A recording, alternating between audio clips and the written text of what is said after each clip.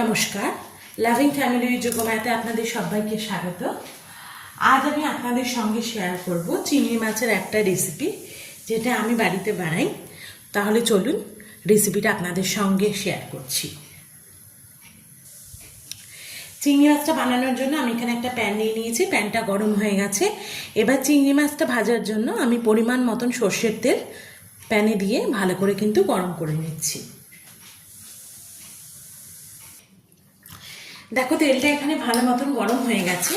এবার চিংড়ি মাছটাকে আমি এর মধ্যে দিয়ে একটু ভেজে নেব। চিংড়ি মাছগুলোকে আমি আগে থেকেই নুন আর হলুদ দিয়ে ম্যারিনেশন করে রেখেছি, সেগুলোকে শুধু ফ্রাই করে নিচ্ছি।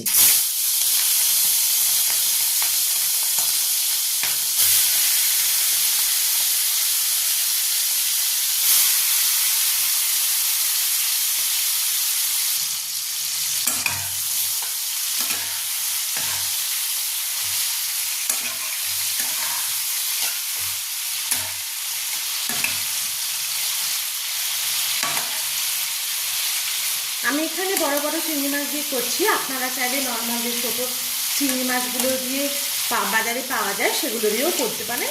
তাতে টেস্টে খুব একটা বেশি পার্থক্য হয় না।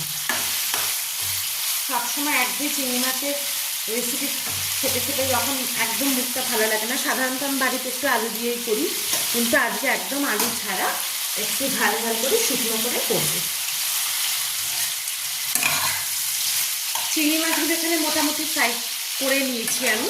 এবার এর মধ্যে আমি একটু টমেটো কুচি আর কয়েকটা কাঁচা লঙ্কা কুচি করে রেখেছি, সেইটা দিয়ে দিলাম।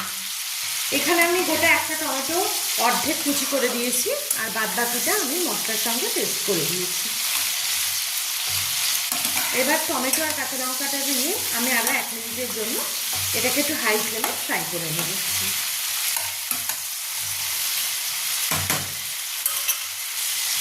এখানে টমেটোগুলো নরম হয়ে গেছে। এবার আমি যে মশলাটা পেস্ট করে রেখেছিলাম সেটা দিয়ে দিচ্ছি। এখানে রয়েছে হাফ টমেটো, 4টে কাঁচা লঙ্কা, একটু হলুদের গুঁড়ো আর সামান্য লঙ্কার গুঁড়ো। আর আমি 4টে কাঁচা লঙ্কা টমেটোর সঙ্গেও কিন্তু কুচি করে দিয়েছিলাম। এবার আর কিচ্ছু না, ফ্লেমটাকে একদম লো করে দিয়ে আমি এটাকে ঢেকে রাখবো।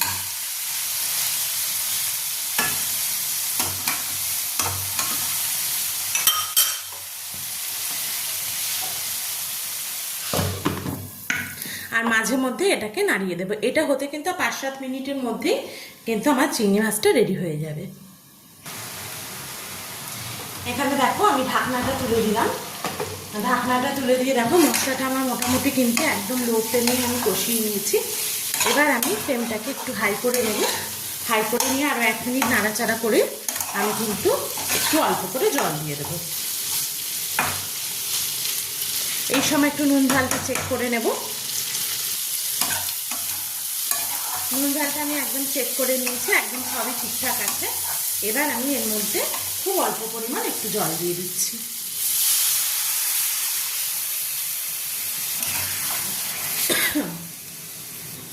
জল দিয়ে আমি একবার ভালো করে মিশিয়ে নেব। এরপর জলটা শুকনো পর্যন্ত আমি অপেক্ষা করব।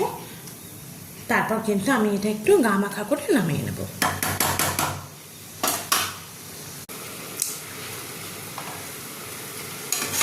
আমাদের জলটা কিন্তু এখানে একদম শুকিয়ে গেছে, মোটামুটি গ্রেভি আছে। এবার এই অবস্থায় আমি নামিয়ে নেব। তোমরা যদি কেউ চাও এর মধ্যে ধনেপাতা দিতে পারো, কিন্তু আমার কাছে তো এখন নেই, সেই কারণে আমি দিচ্ছি না। এই অবস্থায় নামিয়ে নিচ্ছি। দেখো, এখানে আমি চিংড়ি মাছটাকে সার্ভ করে দিয়েছি। আমার প্রন মশলা ফ্রাই রেডি। এটা তোমরা বাড়িতে অবশ্যই বানিয়ে আমাকে জানিও তোমাদের কেমন লাগলো। এটা আমি তো এটা ভাতের সঙ্গে খাবো, কিন্তু তোমরা এটা রুটি পরোটা যে কোনো কিছুর সঙ্গেই কিন্তু খুব ভালো খেতে লাগে। আমার এই রেসিপিটাকে যদি তোমাদের ভালো লাগে তাহলে আমার চ্যানেলটাকে সাবস্ক্রাইব করো, ভিডিওটাকে লাইক করো আর শেয়ার করো। আবার তোমাদের সঙ্গে দেখা হবে অন্য আরেকটা ভিডিওতে, অন্য আরেকটা রেসিপি কিংবা ব্লগ নিয়ে। আজকে আসছি।